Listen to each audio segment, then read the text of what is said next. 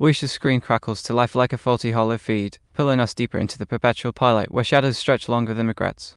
Episode 2 left us standing over Frostveil's abyss, all scouts hammering at the gates, Yugure's circuits flickering with Tawasa's ghost whispers, and Akira, perpetually bewildered Everman clutching a makeshift alliance like it's his last gasp of normalcy. The air's thick with its signature P, a works chill, the kind that seeps into your bones while you're yelling at the heroes to asterisk run faster asterisk. But no, this is asterisk Dusk Beyond the End of the World asterisk, where every sprint forward is a stumble into the past. Episode 3, Echoes in the Archive of Forgotten Dawns, doesn't just pick up the threads it yanks them, weaving a tapestry of revelations that hits like cryo-sleep withdrawal, disorienting, exhilarating, and laced with that oh god, their doom dread. We dive straight into the breach Frostveil's bunker walls groaning under drone fire, sparks raining like digital confetti at a funeral. Yugure's in full guardian mode, her silver locks whipping like comet tails as she dispatches scouts with precision that's half poetry in motion though servo-assisted flips. Chef's kiss to the animators. Akira, voice cracking with Yugure Yumida's perfect pitch of panic meets pluck, grabs Amoru's arm the neon tattoo Takutine from last ep, whose equal parts side-eye and smarts and they dive into the Earthhouse underbelly. Seshat, the grizzled ex-all vapid to disgravelly tamper rumbling like an idling engine, covers their rear, go, boy. Find your dawn before they eclipse it. Boomer thermal charge blows the outer doors, but our ragtag crew slips through a service vent, emerging into a labyrinth of service stacks that hum with the ghosts of the common era. The plot uncoils like a corrupted data reel, Akira's quest for answers asterisk who am I to this world? What the hell happened to Towasa? Asterisk collides with Frostveil's hidden heart. This ain't your standard rebel base, it's a living museum, walls etched with projected murals of pre-war Tokyo, air scented with ozone and synthetic pine props to the sound designed for that immersive whiff. Big moments? Oh, they cascade like an EMP cascade. First, the android insists in some slot, Yugure corners Akira in a flickering server nook, her eyes those Towasa blue orbs locking on with an intensity that could reboot a dead grid. RLC binds us, omniscient one. But my core, it remembers warmth. It's not just marriage math anymore, it's a glitchy vow laced with longing, her hand brushing as in a moment so tender it aches, only for her to spasm another Towasa fragment surfacing, a hazy memory of cherry blossoms under a sky that wasn't Bruce. Enter the wildcard, Yoiyami voiced by the silky menace of Miki Sawashiro think asterisk psychopath asterisk S Makishima with a dash of maternal menace, Frostveil's enigmatic storybook artist. She's no mere NPC, this woman's a walking contradiction, clad in patchwork robes over tactical gear, her fingers stained with digital ink as she crafts holographic tales for the Enclave's kids. Yoiyami's the aspiring chronicler of lost eras, sketching Akira's face from fragmented scans before he even spills his tale. You seek the past? Child, the past is a thief, it steals your present if you chase too hard. Her intro's a gut punch. She unveils a bespoke holo narrative, a storybook of the Twilight Project's fall, where Tawasa's AI upload wasn't salvation but the spark that ignited Opurge.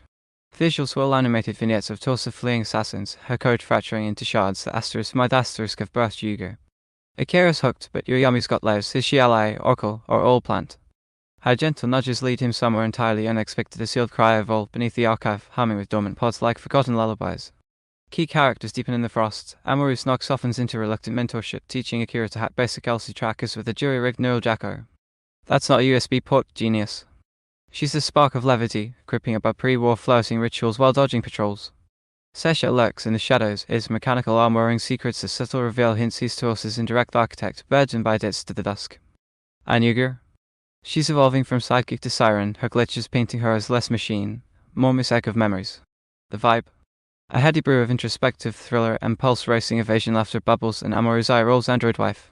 Bold flex for a guy who can't tie his boots, tension coils in the vault's creaks, and heartbreak blooms in Yoiyami's tales, where every happily ever after ends in static. The Ek rests on a revelation cliff, as all forces encircle Frostveil. Akira activates a pod not empty, but pulsing with a faint heartbeat. Whose? Cut to black amid Yugure's warning wail. It's raw, it's riveting, like eavesdropping on a world unraveling in whispers. This episode doesn't just advance the plot, it refracts it, turning survival into a mirror maze of selves lost and found. Works, EU Wizards of Wistful Worlds if Ipra was a frost-kissed canvas. Episode 3 is a kaleidoscope of light and loss, proving why this studio's 25th anniversary flex is no gimmick.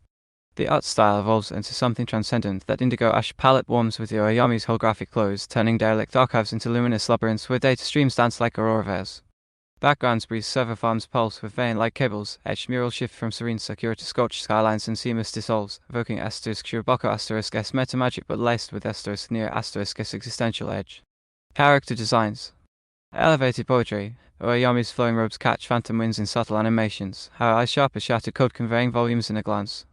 AI Keanu's dual performance source echoes in Yugure syncs with micro-expressions that blur human/android lines, while Miyuki Saoshiru's Yoiyami pose with focal nuance that demands rewatches. Animation peaks in the hybrid highs, the opening breach. A symphony of Sakugi Yugure's vision, a fluid frenzy of limbo and particle pops, drones shattering in crystalline slow-mo that have me gasping. Yoiyami's storybook sequences are the crown jewel, hand-drawn 2D vignettes morphing into 3D holo projections, blending styles so organically it's like the screen's dreaming. Amoru's hack spark with electric flare, neural interfaces visualize as synaptic fireworks. Humor lands visually to Akira's fumbling vault activation, face lit by a goofy glow, screams relatable dog energy. Gentle prod, though, the mid-hip storybook interludes, while gorgeous, occasionally drag the pace into contemplative clicks and those 5-minute Holo-Tales back lore like a data dump, and tighter editing maybe into cut with real-time chases could have kept the thought from freezing mid-melt. CG integration for the cryo-vault holds strong, but a few pod reflections feel a touch glossy, pulling you out of the intimacy. Still, these are nitpicks and effusive frames, the episode's a visual valentine to forgotten futures, begging for 4K pauses. 9.2/10 that extra decimal for the Holo heart. Then, Episode 3 of Asterisk, Dusk Beyond the End of the World. Asterisk didn't just thaw the frost from Epto's cliff, it melted into a maelstrom of mirrors, reflecting back a series that's fast becoming my full 2025 soul crush. Spilling over my Kafeko Todo hair extra shot for the feels, but this one's got me tangled in its threads. The romance reflects from simple robo shit to a symphony of souls. Yugure's insistence evolving into vulnerability, Akira's answers quest clashing with Yoiyami's poetic deflections in ways that echo Asterisk Violet Evergarden Asterisk quiet cathoses.